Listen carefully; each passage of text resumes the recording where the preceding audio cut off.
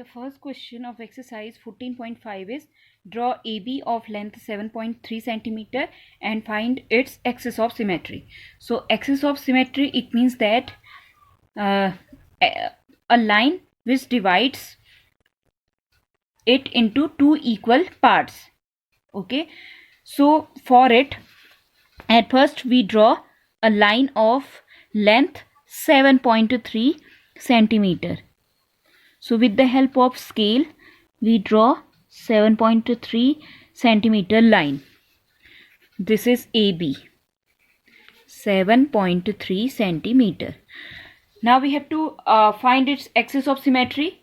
So for axis of symmetry, at first we take A as center and हमें इसके half से ज़्यादा length लेनी है. ठीक है, जितनी ये लेंथ है उसके हाफ से ज़्यादा. एग्जैक्ट अगर मैं मेज़र करूँ, यहाँ पे हाफ लगभग आएगा, तो आपको क्या करना है, अप्रॉक्स इसके हाफ से ज़्यादा डिस्टेंस लेनी है. Okay, so by taking A as centre, at first we draw an arc here and in downward direction. Okay, similarly आप इस कंपास की ओपनिंग को चेंज नहीं करोगे और आप क्या करोगे, बी पॉइंट को सेंटर लोगे और एक आर्क ड्रॉ करोगे दोनों साइड. अब आपको दिख रहा होगा ये आर्क इंटरसेक्ट हो रहे हैं. जो इनका इंटरसेक्शन पॉइंट है उनको आप ज्वाइन कर दोगे. Is that clear? So now join these two lines, these two intersection point.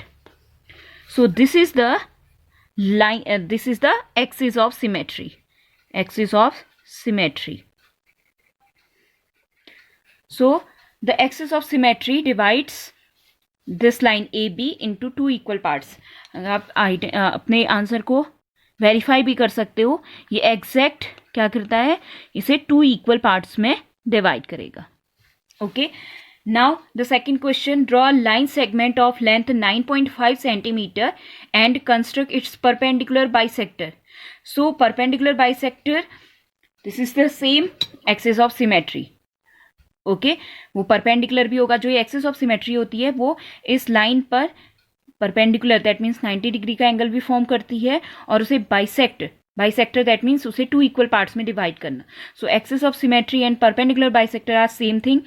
So question number 2 को आप क्वेश्चन 1 की तरह सॉल्व करोगे. Okay, so question number 2 is for your homework. Is that clear? Question number 3, draw the perpendicular bisector of X Y whose length is 10.3 centimetre. So at first we draw a line of length 10.3 centimetre. So this is the line of length 10.3 centimeter. Suppose this is line X and Y. We have to draw the perpendicular bisector. So for it, at first we take X as center और इसके half से ज़्यादा distance लेंगे approx और to arc draw करेंगे. Okay, like this. Now same, हम इस compass को डिस्टर्ब नहीं करेंगे, इसकी ओपनिंग को चेंज नहीं करोगे और उसी रेडियस के आर्क, टू आर्क ऊपर और नीचे आप कट करोगे. और जो ये इंटरसेक्शन हो रहा है इन दोनों आर्क का, ठीक है, उन दोनों को ज्वाइन कर देना है.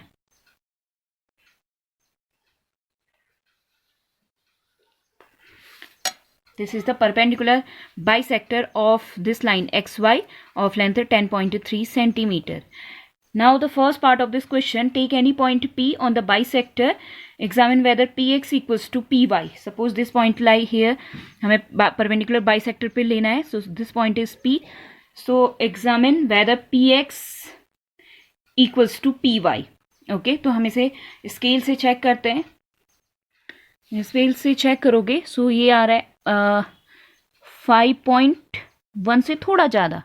So it is 5.1 something. Okay, 1 और 2 के बीच में लाई कर रहा है. और ये भी इस वाली लाइन को चेक करोगे PY को, सो ये भी 5.1 से थोड़ा ज़्यादा है. ठीक है, तो इन दोनों को अगर आप ऐड करते हो to 10.2 approx, near about 10.3, because ये 5.1 से ज़्यादा था और ये भी 5.1 से ज़्यादा था, दैट इज़ 10.3 के अप्रॉक्स आ रहा है. और अगर आप इससे भी एग्जैक्ट मेज़र करोगे, आप चेक कर सकते हो, हमने P को सेंटर लिया और X तक की डिस्टेंस को हम मेज़र कर लेते हैं. ठीक है, ये, और ये ही y तक एग्जैक्ट y को भी मेजर कर रहा है, ये देखो। ठीक है, तो हमने दोनों से चेक कर लिया, that is px equals to py। Now the second part, if m is the mid point of X Y, you know that अगर जो ये बाइसेक्टर है, परपेंडिकुलर बाइसेक्टर, वो इसे 2 इक्वल पार्ट्स में डिवाइड करता है।